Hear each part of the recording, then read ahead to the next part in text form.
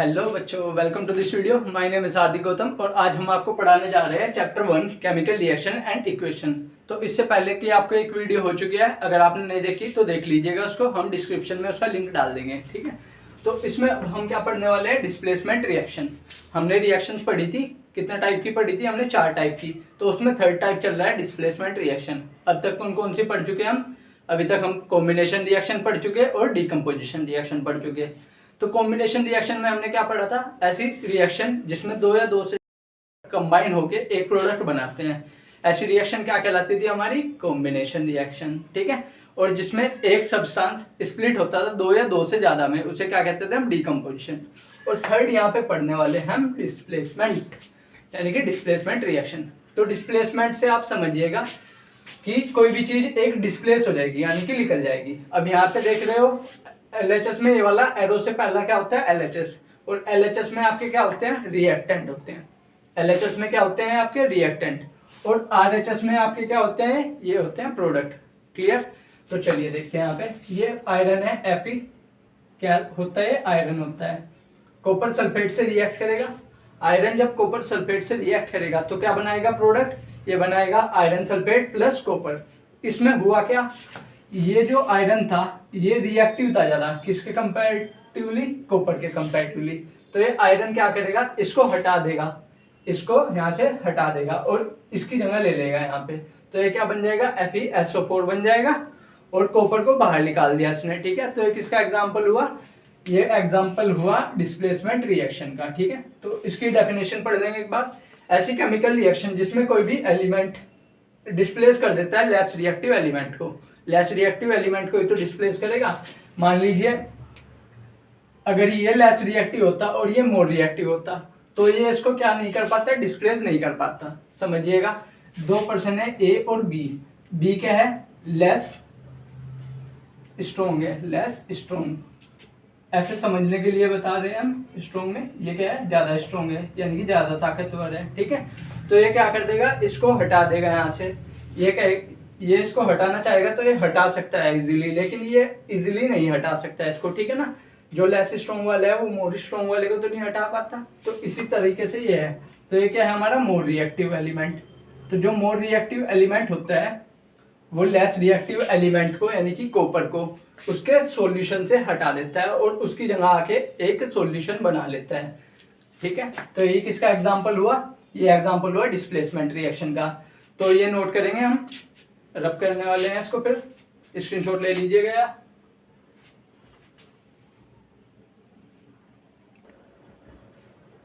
चलिए अब पढ़ते हैं अगला टॉपिक। अगला टॉपिक है डबल डिस्प्लेसमेंट रिएक्शन। इससे पहले आपने क्या पढ़ी, डिस्प्लेसमेंट रिएक्शन। उसमें तो क्या होता था, एक एलिमेंट किसी भी सॉल्यूशन के एलिमेंट को डिस्प्लेस कर देता था और उसकी जगह आ जाता था। अब इसमें क्या होगा, 2 सॉल्यूशन है, ठीक है, इस तरह से।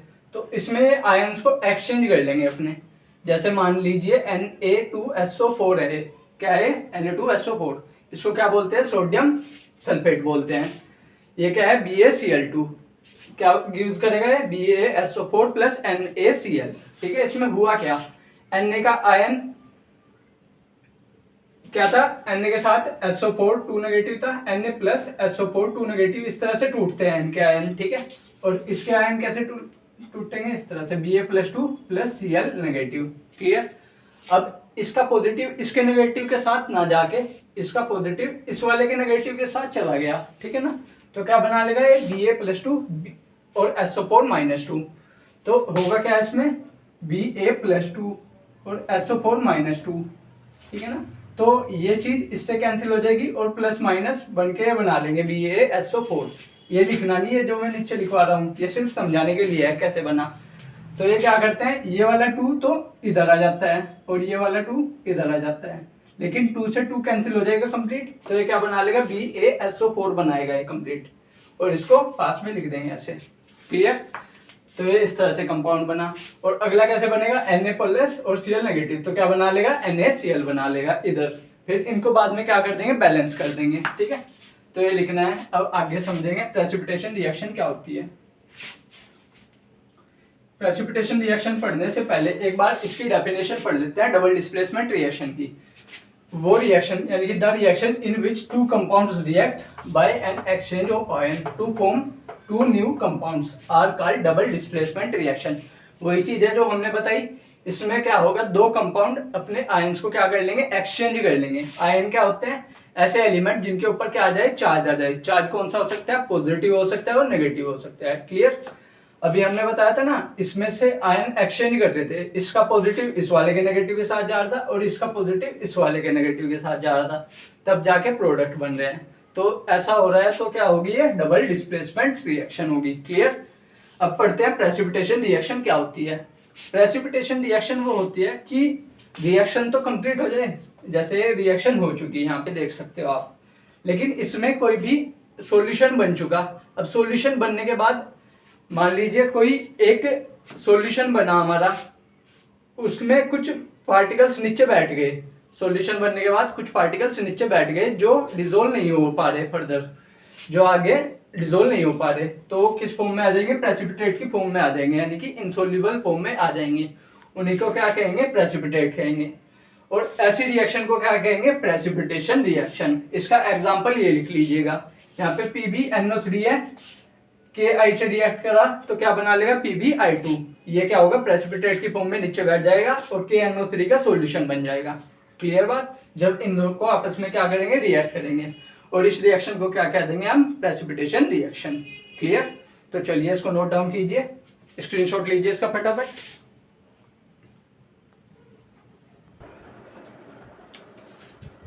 चलिए शुरू करते हैं अब ऑक्सीडेशन और रिडक्शन के बारे में पढ़ना, ठीक है ना। उसके बाद आपको क्या पढ़ना है, रेडॉक्स रिएक्शन। तो ऑक्सीडेशन नंबर 1 पढ़ेंगे। ऑक्सीडेशन तो टर्म किसकी साउंड आ रही है इसमें, ऑक्सीजन की।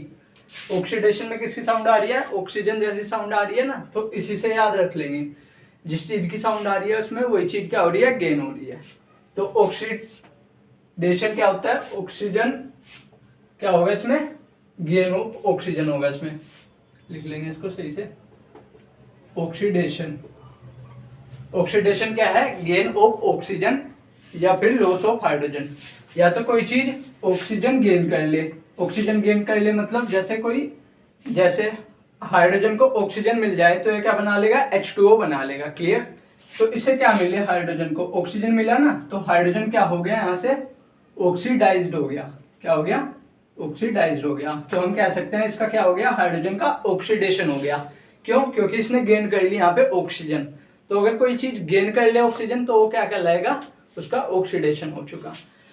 और इसका अपोजिट, अगर ये गेन कर रहा है तो ऑक्सीडेशन हो सकता है, लेकिन अगर ये लॉस कर देता हाइड्रोजन को तो भी ये क्या कहलाता, ऑक्सीडेशन ही कहलाता। क्लियर। अगर ये हाइड्रोजन को लॉस करता तब भी ये क्या कहलाता, ऑक्सीडेशन रिएक्शन ही कहलाती। ठीक। रिडक्शन में क्या होता है, रिडक्शन में लॉस होता है ऑक्सीजन का। ऑक्सीडेशन में तो क्या होता है, गेन होता है ऑक्सीजन का, और लॉस किसका होता है, हाइड्रोजन का। दोबारा से देखते हैं, ऑक्सीडेशन में गेन किसका होता है, ऑक्सीजन का गेन होता है, और लॉस कौन सा होता है, उसके अलग बोलेंगे, हाइड्रोजन का लॉस होता है। किसमें होता है ये सब, ऑक्सीडेशन में। दोबारा बोलना, ऑक्सीडेशन में गेन किसका होता है, ऑक्सीजन का होता है, और लॉस क्या होता है, हाइड्रोजन हो रहा था। क्लियर थी बात। ठीक। अब रिडक्शन में देखते हैं, रिडक्शन रिएक्शन होती है, उसमें लॉस किसका होता है, ऑक्सीजन का लॉस होगा। क्लियर। और हाइड्रोजन का क्या होगा, गेन होगा। अगर इन दोनों स्टेप में से कोई भी एक होता है, या तो ऑक्सीजन लॉस हो जाए या हाइड्रोजन का क्या हो जाए, गेन हो जाए, तो ये क्या कहलाएगा, रिडक्शन रिएक्शन कहलाएगी ये। ठीक है। अब रेडॉक्स रिएक्शन क्या होती है, रेडॉक्स रिएक्शन वो होती है कि अगर कोई एक सब्सटेंस ऑक्सीडाइज्ड हो जाए और दूसरा क्या हो जाए, रिड्यूस हो जाए, तो क्या कहलाएगी, रेडॉक्स रिएक्शन। मतलब कि जो ये ऑक्सीडाइज और रिड्यूस टर्म है, इनका मतलब किससे है, ऑक्सीडेशन और रिडक्शन, ऑक्सीडेशन और रिडक्शन से। क्लियर। अगर कहीं पे ऑक्सीडेशन और रिडक्शन दोनों एक साथ हो रही है, यानी कि वो रिएक्शन जिसमें ऑक्सीडेशन भी और रिडक्शन भी दोनों प्रोसेस एक साथ होते हैं, उसे क्या कहेंगे, रेडॉक्स रिएक्शन कहेंगे। क्लियर इतनी बात। चलिए समझते हैं एग्जांपल के तौर पे। कॉपर ऑक्साइड है, वाटर के H2 के साथ रिएक्शन कर लेगा, यानी कि हाइड्रोजन के मॉलिक्यूल के साथ। कॉपर ऑक्साइड किसके साथ रिएक्शन कर लेगा, हाइड्रोजन के मॉलिक्यूल के साथ, और क्या बना लेगा, कॉपर और वाटर बना लेगा। क्लियर। अब यहाँ पे देखिए CuO है, तो इसके पास ऑक्सीजन है ना, ये तो ये क्या कर दिया इसने, लॉस कर दिया और क्या बना लिया, कॉपर। तो जो लॉस करता है ऑक्सीजन का वो क्या कहलाता है, रिडक्शन होता है उसका। तो इसका क्या हो गया, यहाँ पे रिडक्शन हो गया। क्लियर। और हाइड्रोजन ने ऑक्सीजन का गेन किया तो इसका क्या हो गया, ऑक्सीडेशन हो गया। ठीक। और इसके उल्टा आता है कि अगर जिसका रिडक्शन हुआ है, जिसका रिडक्शन होता है वो क्या कहलाता है, ऑक्सीडाइजिंग एजेंट। जिसका रिडक्शन होता है वो क्या कहलाता है, ऑक्सीडाइजिंग एजेंट। क्या कहलाएगा वो, जिसका रिडक्शन होगा वो ऑक्सीडाइजिंग एजेंट। और ये बताओ क्या हो सकता है फिर, जिसका ऑक्सीडेशन होगा वो क्या कहलाएगा, रिड्यूसिंग एजेंट। बिल्कुल सही। क्या कहलाएगा वो, रिड्यूसिंग एजेंट। क्लियर इतनी बात। चलिए नोट डाउन कीजिए इतना, ये नहीं नोट करना आपको, अगर करना है तो कॉपी के ऊपर कर सकते हो उस वाले को नोट। चलिए इतने का स्क्रीनशॉट लीजिए या आप वीडियो पॉज करके लिख भी सकते हैं।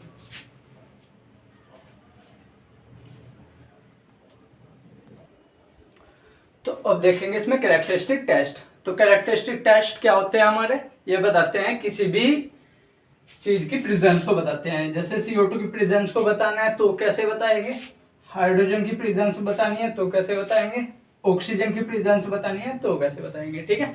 तो ये सब इन मेथड से पढ़ेंगे हम। कैरेक्टरिस्टिक टेस्ट होते हैं उनके लिए। ठीक है। तो टेस्ट कैसे होते हैं, वो पेपर वाले टेस्ट नहीं, जैसे स्कूल में चलते हैं वो वाले टेस्ट भी नहीं। ये टेस्ट है, कुछ एक्सपेरिमेंट होंगे इसमें, उससे पता चलेगा। कैसे पता चलेगा देखिएगा। कार्बन डाइऑक्साइड का पढ़ते हैं सबसे पहले, एक के बाद एक पढ़ेंगे। कार्बन डाइऑक्साइड की प्रेजेंस का कैसे पता चलेगा हमें, अगर हम लाइम वाटर में कार्बन डाइऑक्साइड अगर हम पास करा दे तो वो कैसा हो जाएगा, मिल्की वाइट हो जाएगा। सॉल्यूशन कैसा हो जाएगा, मिल्की वाइट। क्योंकि वो जो लाइम वाटर का फॉर्मूला क्या होता है, कैल्शियम हाइड्रोक्साइड होता है केमिकल नेम तो इसका, और फॉर्मूला होता है CaOH का होल ट्वाइस। क्या होता है फॉर्मूला, CaOH का होल ट्वाइस। और कार्बन डाइऑक्साइड के साथ जब ये रिएक्ट करता है तो क्या बना लेता है, कैल्शियम कार्बोनेट। क्या बना लेता है, कैल्शियम कार्बोनेट बना लेता है। और ये कैसा होता है, मिल्की वाइट होता है। तो और साथ में क्या निकाल देगा, वाटर रिलीज कर देगा। तो हमें पता चल गया जब लाइम वाटर के साथ अगर CO2 को पास कर दे तो वो मिल्की हो जाता है। तो वहां से हमें पता चलता है कार्बन की प्रेजेंस का। कैसे, हम कहीं से कार्बन डाइऑक्साइड निकल रही थी, हम उसको किसके पास ले गए, लाइम वाटर के पास ले गए। और जो कार्बन डाइऑक्साइड है किसी तरह से हमने उसके अंदर से पास करा दी लाइम वाटर से। ठीक है। तो वहां से हमें क्या पता चला कि हाँ इस टेस्ट ट्यूब में या इस रिएक्शन के दौरान CO2 रिलीज हो रही है। क्लियर। ठीक। अब हाइड्रोजन गैस का कैसे पता चलेगा, हाइड्रोजन गैस जब बर्न करते हैं हाइड्रोजन गैस को तो एक साउंड होता है इसमें, पॉप साउंड। याद रखना कौन से साउंड के साथ जलती है हाइड्रोजन गैस, पॉप साउंड के साथ। क्लियर। और थर्ड आप खुद लिख सकते हो, थर्ड है ऑक्सीजन की। ऑक्सीजन का कैसे पता चलेगा, अगर हम मान लीजिए एक कैंडल जल रही है हमारे पास एक कैंडल है, वो क्या कर रही है, O2 की प्रेजेंस में बर्न कर रही है। किसकी प्रेजेंस में, O2 की प्रेजेंस है, और वो क्या कर रही है, बर्न कर रही है कैंडल, यानी कि जल रही है। ठीक है। अब हम उसे ऑक्सीजन गैस के पास ले गए। अब ऑक्सीजन गैस क्या करता है, बर्निंग को सपोर्ट करता है।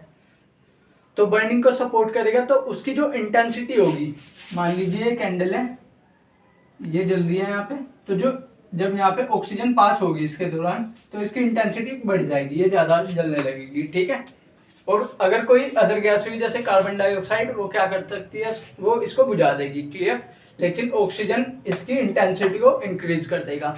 तो ये तो कैरेक्टरिस्टिक टेस्ट है, ये आप ऑक्सीजन का अपनी ओन लैंग्वेज में लिख के देखना। ठीक है। तो इतना स्क्रीनशॉट लो इसका।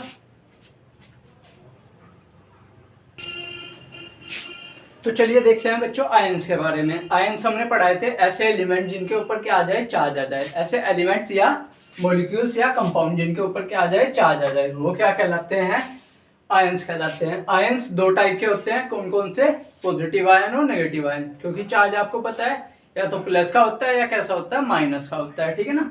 तो आयन के ऊपर अगर प्लस चार्ज है तो कैसा है, पॉजिटिव आयन है। नेगेटिव चार्ज है तो कैसा है, नेगेटिव आयन। अब जो पॉजिटिव चार्ज है इनके लिए एक टर्म यूज की गई है, कौन सी, कैटायन। और जो नेगेटिव चार्ज है उनके लिए क्या टर्म यूज की गई, ये वाला सही कर लेंगे, पॉजिटिव वाले के लिए क्या यूज की है, कैटायन, और नेगेटिव वाले के लिए यूज की गई है एनायन टर्म, ठीक है ना। तो नेगेटिव वाले क्या कहते हैं, एनायन। याद रखने का तरीका बताओ इसको, देखिए तो कैटायन एनायन दो तरह के आयन है, ये तो याद हो गए। एनायन कितने टाइप के हैं, 2 टाइप्स, कैटायन और एनायन। अब इसकी ट्रिक क्या है याद रखने की, कैटायन CAT, टी में ऐसे प्लस जैसा आता है ना, प्लस जैसा बनता है ना टी, तो जो प्लस वाला है वो क्या कहलाएगा, पॉजिटिव आयन। पॉजिटिव वाला कौन सा कहलाएगा, कैटायन यानी कि, ठीक है ना। तो कैटायन कैसा हो गया, पॉजिटिव, और इसके जो बचा उससे अलग जो बचा वो क्या कहलाएगा, एनायन। उससे अलग जो बचा वो क्या कहलाएगा, एनायन।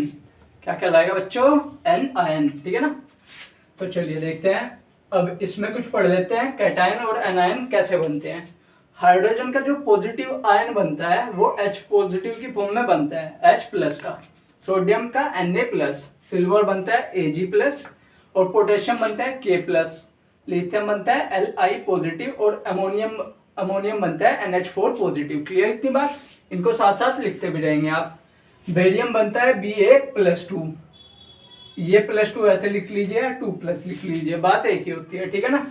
कैल्शियम बनता है Ca+2 से, कैल्शियम बनता है Ca+2। कॉपर सेकंड यानी कि Cu+2, ठीक है ना। मैग्नीशियम Mg+2 की फॉर्म में होता है। जिंक Zn+2 की फॉर्म में होता है। लेड क्या बनता है, Pb+2 की फॉर्म में। आयरन सेकंड Fe+3, आयरन दो तरह के आयन बनाता है, आयरन सेकंड Fe+2 बनाएगा, आयरन थर्ड कैसा बनाएगा, Fe+3, इसको थर्ड को ब्रैकेट में रख लीजिएगा। आयरन थर्ड कैसा बनाता है, Fe+3 बनाता है, क्लियर।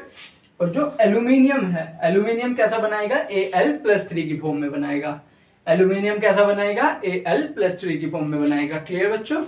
तो अभी तक हमने क्या पढ़े, कैटायन पढ़े, बिल्कुल। अब क्या पढ़ने वाले हम, एनायन। एनायन कैसे होते हैं, नेगेटिव चार्ज वाले। आयंस कितने टाइप के होते हैं, 2 टाइप के, कौन कौन से, पॉजिटिव आयन और नेगेटिव आयन। पॉजिटिव आयन का नाम क्या था, कैटायन, नेगेटिव आयन का क्या नाम था, एनायन। क्लियर इतनी बात। अब एनायन देख लेते हैं। क्लोराइड को Cl नेगेटिव से लिखते हैं, क्लोराइड को कैसे लिखते हैं, Cl नेगेटिव से लिखा जाएगा ये। ब्रोमाइड कैसे लिखा जाएगा, Br नेगेटिव, और chloride F negative, iodide I negative, clear. और हाइड्रोक्साइड कैसे लिखते हैं, OH नेगेटिव, क्लियर। और नाइट्रेट कैसे लिखते हैं, इन दो को ध्यान रखना, क्योंकि बच्चे नाइट्रेट और नाइट्राइट में कंफ्यूज होते हैं एक जैसे ही है, चार्ज नेगेटिव, बस इसमें ऑक्सीजन 2 है, इसमें 3 है, ठीक है, इतना फर्क रहता है। तो नाइट्रेट में ऑक्सीजन कितने होंगे, 3 होंगे। नाइट्रेट में कितने होंगे, ऑक्सीजन 3 होंगे, तो क्या बनेगा, NO3 नेगेटिव बनेगा। नाइट्रेट क्या बनेगा, फॉर्मूला NO3 नेगेटिव, दोबारा बोल लो, NO3 नेगेटिव, क्लियर। नाइट्राइट में क्या बनेगा, NO2 नेगेटिव, क्लियर। नाइट्राइट में क्या बनेगा, NO2 नेगेटिव, क्लियर बात इतनी, ठीक है। अब आगे देखते हैं, ऑक्साइड का बनेगा O-2 बनेगा। ऑक्सीजन के ऊपर कितना चार्ज आ जाएगा, -2 का चार्ज, क्लियर। सल्फाइड कैसे बनेगा, S के ऊपर -2 आ गया चार्ज। सल्फेट कैसे बनेगा, SO4 के ऊपर कितना चार्ज आ जाएगा, -2। कार्बोनेट बनता है CO3 -2, हाइड्रोजन कार्बोनेट बनता है HCO3 माइनस का 1, ठीक है ना। तो अब इनकी यूज कहाँ है, इनका यूज कहाँ पे होगा वो देखते हैं। मान लीजिए हमें कोई भी कंपाउंड बनाना है तो इन्हीं की हेल्प से बनता है। कैटायन कैसे होगा उसका, एनायन कैसे होगा, उसी की हेल्प से क्या बनेगा, हमारा कंपाउंड बनेगा।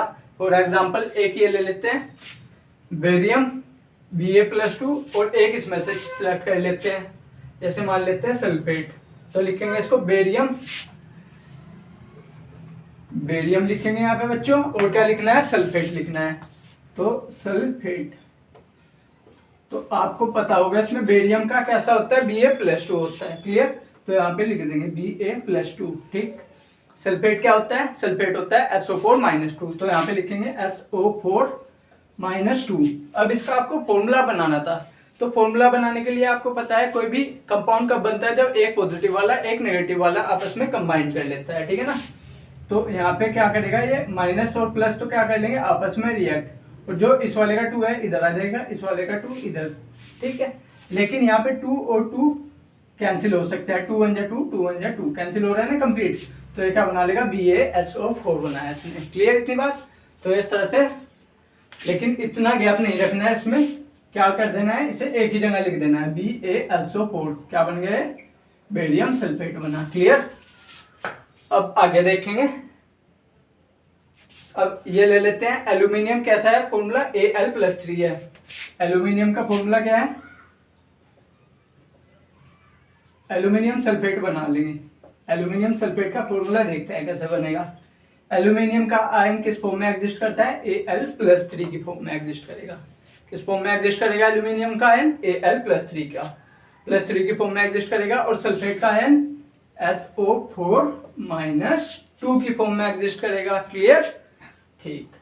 अब जो यहाँ पे 3 है ये इसके साथ चला जाएगा और 2 है वो नीचे आ जाएगा। तो कैसे लिखेंगे इसको, Al2 लिख दिया इतना।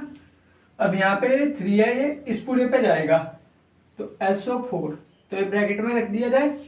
ठीक है इतना। तो ये 3 कहाँ पे चला जाएगा, इसके सफिक्स में चला जाएगा। और प्लस माइनस ने क्या कर लिया, बॉन्ड बना लिया। तो फॉर्मूला क्या बन गया, एल्यूमिनियम सल्फेट का Al2SO4 का होल थ्राइस, ये फॉर्मूला है। और इन आयंस की हेल्प से हमने बनाया Al+3 और SO4-2। ठीक। तो ये लिख लीजिए इसके साथ, इसको और इसको एक साथ लिखना। ठीक है। तो इनको नोट डाउन कर लीजिए। ये नोट डाउन किया आपने।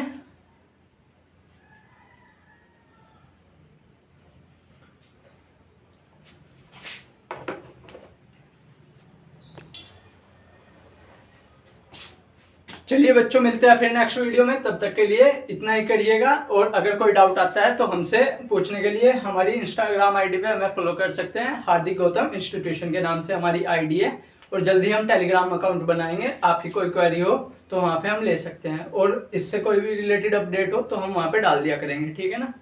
तो इतना ही रखते हैं आज के लिए। ओके बाय, अगले वीडियो में मिलते हैं।